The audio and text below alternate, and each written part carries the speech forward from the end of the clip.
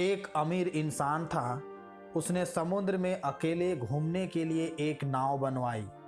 छुट्टी के दिन वह नाव लेकर समुद्र की सैर करने निकला। आधे समुद्र तक पहुंचा ही था कि अचानक एक जोरदार तूफान आया। उसकी नाव पूरी तरह से तहस नहस हो गई, लेकिन वह लाइफ जैकेट की मदद से समुद्र में कूद गया। जब तूफान शांत हुआ तब वह तैरता तैरता एक टापू पर पहुंचा, लेकिन वहां भी कोई नहीं था। टापू के चारों ओर समुद्र के अलावा कुछ भी नजर नहीं आ रहा था। उस आदमी ने सोचा कि जब मैंने पूरी जिंदगी में किसी का भी बुरा नहीं किया तो मेरे साथ ऐसा क्यों हुआ। उस इंसान को लगा कि ईश्वर ने मौत से बचाया तो आगे का रास्ता भी वो ही बताएगा। धीरे धीरे वह वहाँ पर उगे झाड़ फल पत्ते खाकर दिन बिताने लगा। अब धीरे धीरे उसकी आस टूटने लगी। फिर उसने सोचा कि अब पूरी जिंदगी यही इस टापू पर ही बितानी है, तो क्यों ना एक झोपड़ी बना लूं।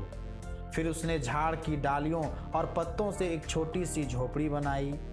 उसने मन ही मन कहा कि आज से झोपड़ी में सोने को मिलेगा, आज से बाहर नहीं सोना पड़ेगा।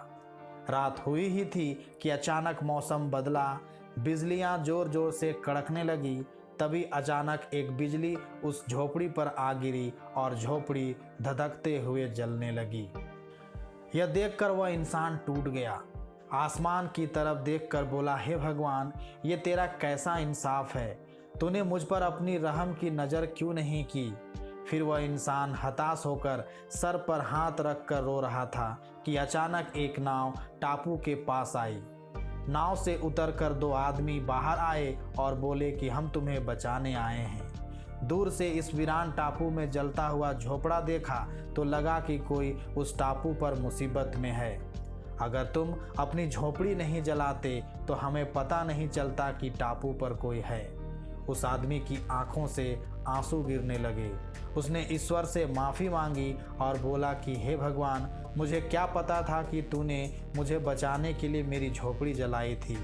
यकीनन तू अपने भक्तों का हमेशा ख्याल रखता है। तूने मेरे सब्र का इम्तिहान लिया, लेकिन मैं उसमें फेल हो गया। मुझे माफ़ कर दे। दोस्तों, वो ईश्वर अपने भक्तों से दूर नहीं है। उसे सब पता है कि अपने भक्तों को कब और कैसे देना है। उसकी रहमतों की बरसात तो हर पल हर घड़ी 24 घंटे हो रही है। बस कमी है तो हमारे विश्वास की। हमारा विश्वास ही है जो डगमगा जाता है।